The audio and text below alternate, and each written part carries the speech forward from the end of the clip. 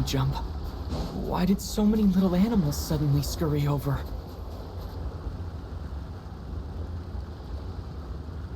The voice seems to be coming from this hole.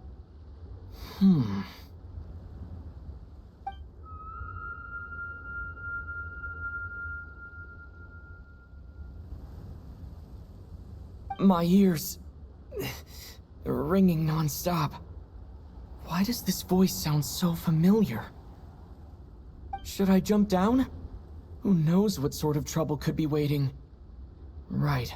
Let me test the waters first. Hello? Come out of there!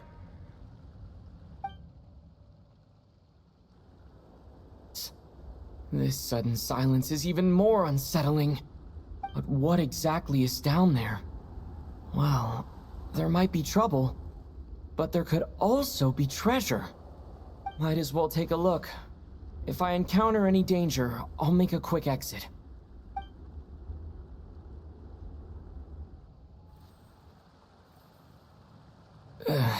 Just my luck. But looks like there's still a path ahead. Where am I?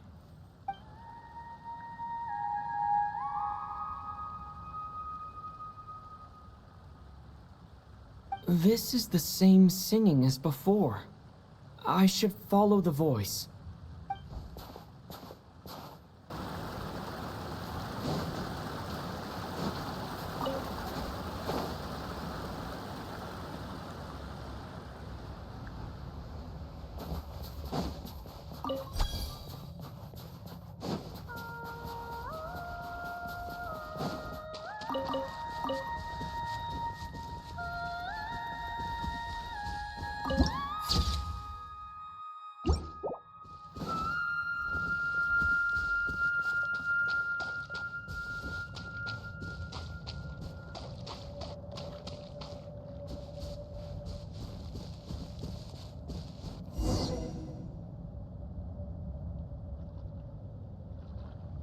A huge shell.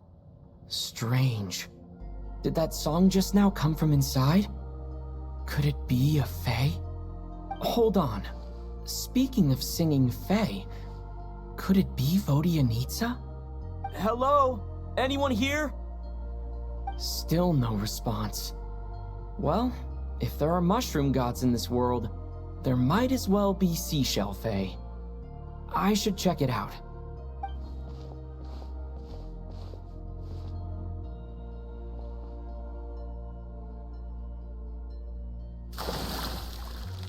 Traveler? Don't sound so surprised. Who else were you expecting? A lost little Snegoroshka? A Vila who took a wrong turn? A Doma voice stranded in the middle of nowhere? Because my private practice room is so well hidden, obviously. No one stumbles upon this place on purpose. Oh, that. Yeah, I originally planned to channel some water over there and completely seal it off. But I asked a bunch of engineers, and they all said blowing up the cave's rock wall could cause landslides, avalanches, surface cracks, all kinds of bad things. Anyway, it'd be a huge pain. Plus, if the cave's original structure was destroyed, its acoustics would be ruined too, and then I wouldn't even be able to use it for practice. So, I gave up. And anyway, it's just like you said. Not many people would dare to jump down from up there. I'm not answering that question, because you haven't answered mine. Who else were you expecting to see here? One person asks, the other person answers. Then comes the next question. That's how polite conversation should go. A shell fae? You mean the oyster sprites that protect children who fall in the water? The ones from the fairy tales? Fae like that don't exist in Snezhnaya. The only fae associated with pearls are us water nymphs. After all, legend has it that if we cry out of true sorrow, our tears will turn into pearls. Want me to cry for you right now? I could do it. I mean, we know each other so well, and you didn't even recognize my singing voice. That could get me going.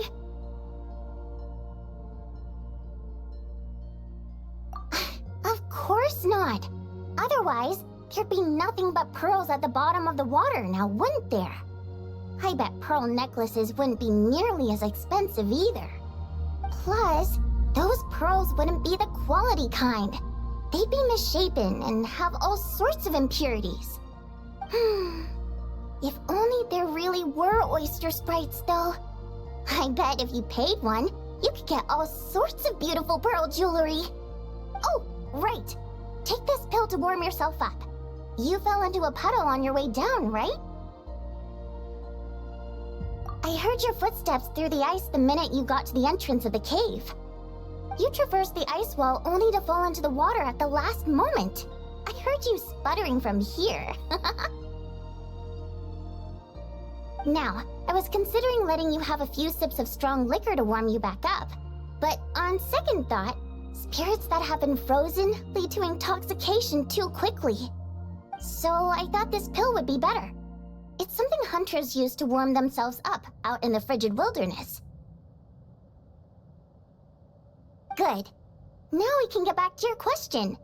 You wanted to know why I practice in a place like this, right? Well, the answer's simple. Practicing in the city would disturb people. I used to practice in the theater, doing vocal warm-ups, singing a cappella, stuff like that. Letting some fresh air in always puts me in a better mood, so I would usually practice with the window open.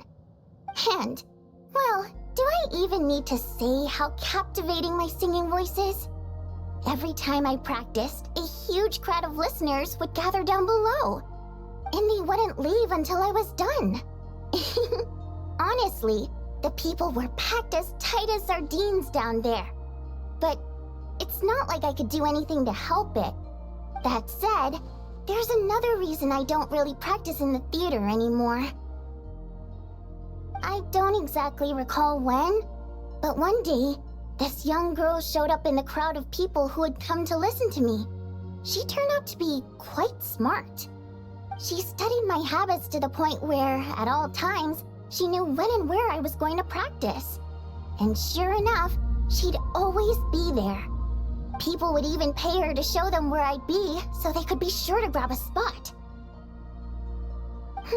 She made quite the sum that way. Now and then, she'd even send me a basket of flowers with a thick handwritten letter tucked inside. The letters weren't anything special, mostly the same flattery I've heard 10,000 times. And they read a tad awkwardly too, but at least they were sincere. So, I'd often send her a ticket to my latest show in return. I thought it'd make her happy. I like people who chase after what they love with all their might, but still have some smarts to show for it. I think people like that are fun and cute. I would have loved for her fun to continue. She changed. She no longer came to my practice sessions because she liked to hear me sing. She just wanted to make more. Lots and lots of it. Enough that she could put all the relentless celebrity chasing behind her.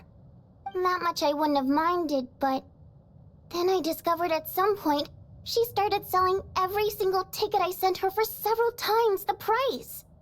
I suppose she didn't like my music anymore. The innocent version of her who was just there for the love of my voice was no more. In human terms, she grew up. I no longer found her cute, fun, or interesting. And I certainly didn't want to play with her anymore, so I moved to a different practice location. I won't meet anyone interesting here, of course, but at least I can practice my singing in peace.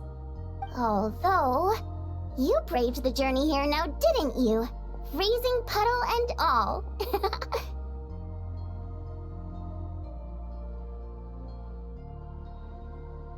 Don't even go there. It's been giving me such a headache. If the acoustics in this echo chamber were still in good shape, my voice wouldn't have come out nearly so... precise. Precisely. Thanks, Traveler. The problem isn't the main cave structure, but the echo pillars made of prime ice. Perhaps I was practicing too hard, or my pitch was too high. But while I was practicing a few days ago, some of the pillars suddenly cracked. Honestly, all I need are a few simple prime ice pillars to replace the damaged ones, and this chamber will be pretty much back in working order. But alas, I'm terrible at making things like that. Hinting? Goodness no. I'm shamelessly asking for your help, of course. No, it's like I said. All I heard were footsteps at the entrance. It's not like I lured you here or something. I swear. Anyway, since I have you here, there's no time to waste. Let me tell you which pillars to swap. Actually, just telling won't do. I have a better method. Shh.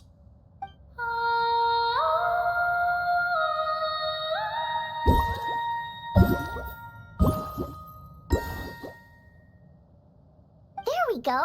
See those brightly illuminated prime ice pillars? Those are the broken ones.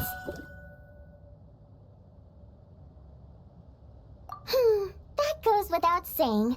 Otherwise, I wouldn't be nearly so invested in all this. Anyway, I'm counting on you, Traveler. If you forget which prime ice pillars are broken, just come back and I'll show you again.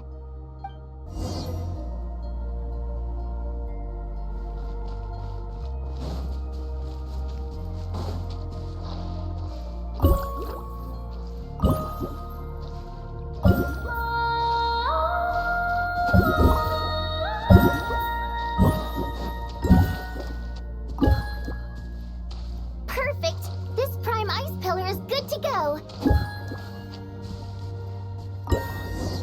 Oh, I knew I could count on you! It turned out beautiful! The positioning of these prime ice pillars is perfect! Now then, let me test them out.